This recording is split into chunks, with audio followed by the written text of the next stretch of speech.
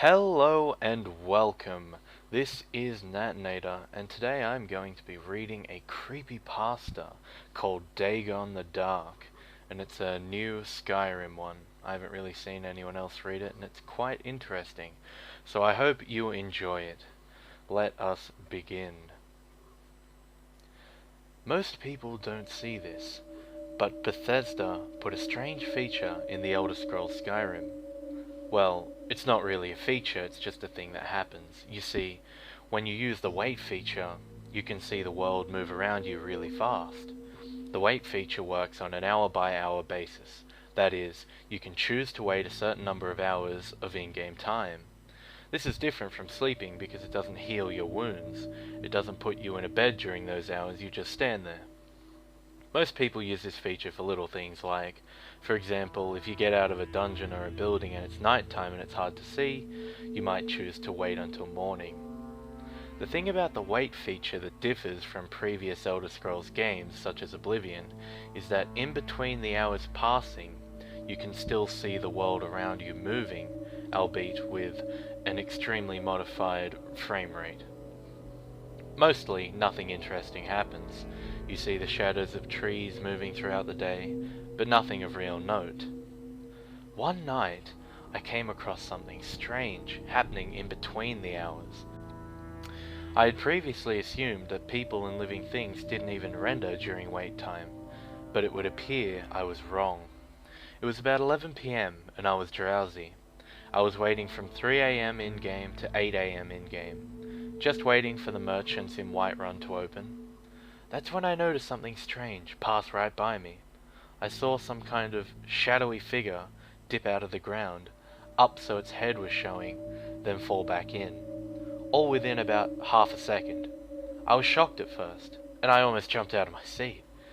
I tried to remember, and decided that the figure must have been the model of a dragon, performing a flying animation a tad bit lower than it should have been, and missing its texture, just appearing as a black model. I went on the Bethesda forums to ask about the dragon, but in writing my post, I misspelled dragon as Dagon, and we all affectionately dubbed the monster as Dagon the Dark. Even with about 3 people willing to help me speculate, we were clueless. A person under the alias of Cylinder Dude pointed out to me that if Dagon was simply missing his texture files, he wouldn't appear all black.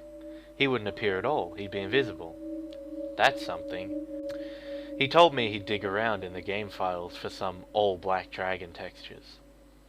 I went back to my game and found something horrible had happened. There were no more dragons in Skyrim. I searched far and wide for some sort of dragon to fight, but for the life of me I couldn't find one. Over 6 in-game days of just wandering around, I didn't encounter one dragon. I even tried summoning Odovin to fight with me, but nothing came. I did the shout successfully, but no dragon came. I figured something was wrong with my save file, but no. Dragons were now completely gone. I tried to start a new game, but that's when it got creepy. Instead of starting out in the opening prisoner sequence and getting the Unbound quest, the game started off in Whiterun at Dragon's Reach. I searched the whole place, and the Jarl was missing. All that happened was I appeared in the hall, and I heard the Jarl's voice say, "You have to slay the beast." I remember questioning whether I had actually heard that audio in-game or not. If you stick around in the hall for a while, you can hear him say, "Please." Then the music stops until you leave. I assumed that by beast, he meant the dragon you meet in the Dragon Rising quest. I went outside and found Irileth and the rest of the guards waiting for me. I tried talking to Irileth, but all she said was, "Please slay the beast." So I went down to the tower where you fight the dragon, only to find no dragon. The tower was still wrecked, but nothing was on fire like it usually is. I got close, and I suddenly got pulled into a conversation with one of the guards cowering in the tower. He said again, with dialogue I had never heard in game before, "Please, you have to kill it. It's only you. You can save us from it. You have to kill it, please." It was then that the guard looked down at me and scared me. He said something, and it was a bit louder than usual. My speakers must have messed up the stereo placement, because it sounded like it was coming from behind me. He said, "Don't just stand there," in a surprisingly convincing despair. Then it happened. Bam! Dagon the Dark dove right the fuck out of the tower, this time without wings, swallowed up the guard, and dragged his body into the ground. I jumped, because it made this otherworldly, echoey grunt that made my speakers buzz and my desk vibrate. From there, it became chaos. All the guards and Irileth started scrambling, running faster than they should have been able to, unarmed and hopeless. One by one, Dagon, a wingless ground dragon, came up and swallowed up all of the people one by one, until there was just me left. And then Dagon came up from out of the darkness and swallowed me. My character got sucked down into the ground, and everything was white. I looked down and the worst part happened. I saw Dagon's face. My character's model was inside the dragon's model, which was white from the inside, and at the bottom were two piercing, small black eyes and a big black mouth, like a dog's. It stared at me and I couldn't look away, which I initially registered to the game's fault, but soon realized was a deeper problem. I actually couldn't move the mouse. I was paralyzed at my desk, looking at his terrible face. This lasted for what seemed like an eternity, and then I woke up near my bed, standing. It was insane. I just skipped through time to the next morning, completely blanking out on everything that happened that night. I'm really scared at this point, and I go to my computer to consult Cylinder Dude about it. I find that he sent me about 5 "Where are you?" messages over the night. I inform him of the events that happened the night prior. Then he tells me he can't find the face texture or the Dagon wingless dragon model anywhere in the game's directory. He asked me to send him a copy of my game directory so he can patch the game with my buggy files and check it out. I send him the files, and over the next few weeks we both experiment with the game. First, he played my save file again.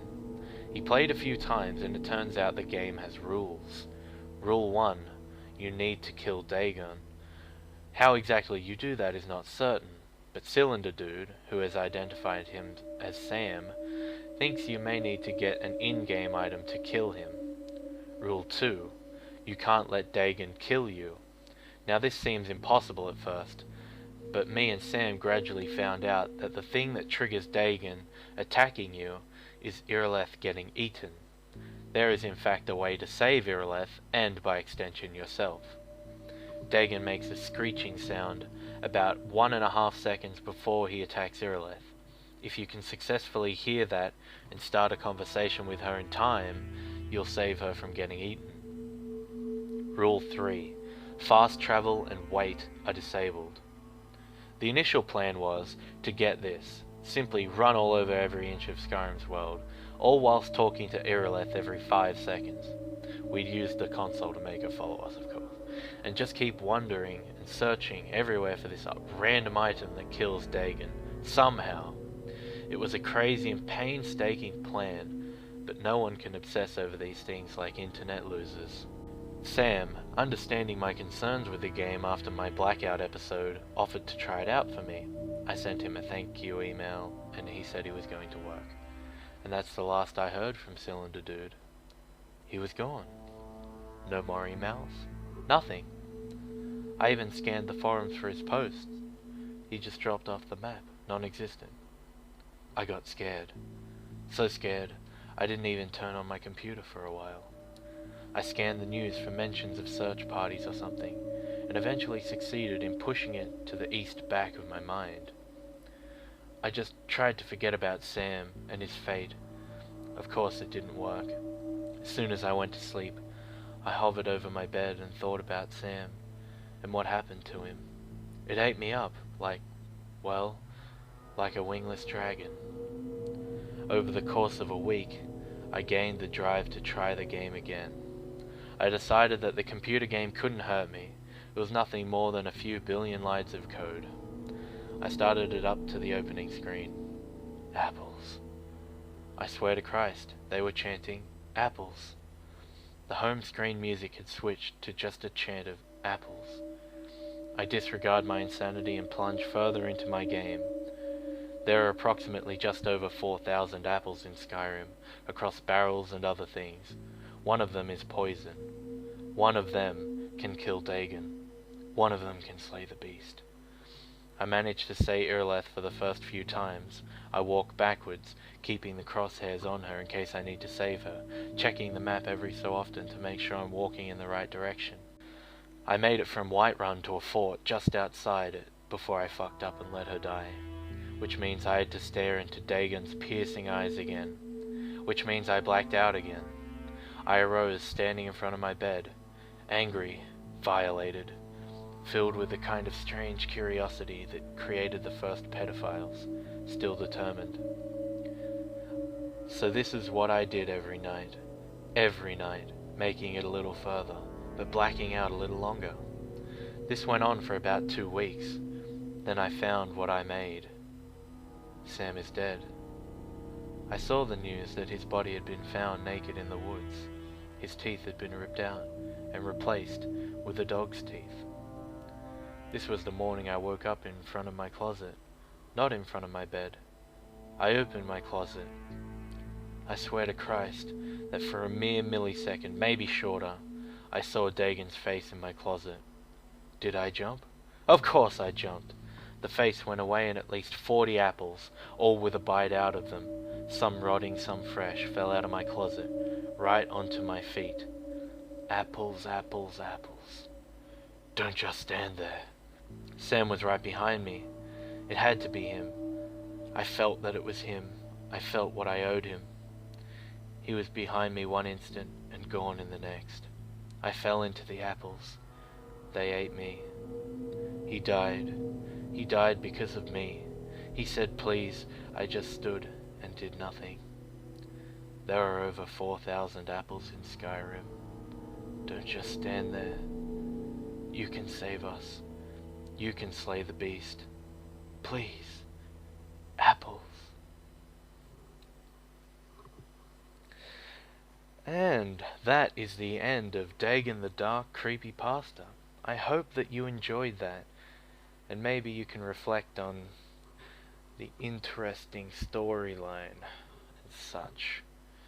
Maybe you might go and play it, find the apples. But for now, I'll see you guys next time. Ta-ta.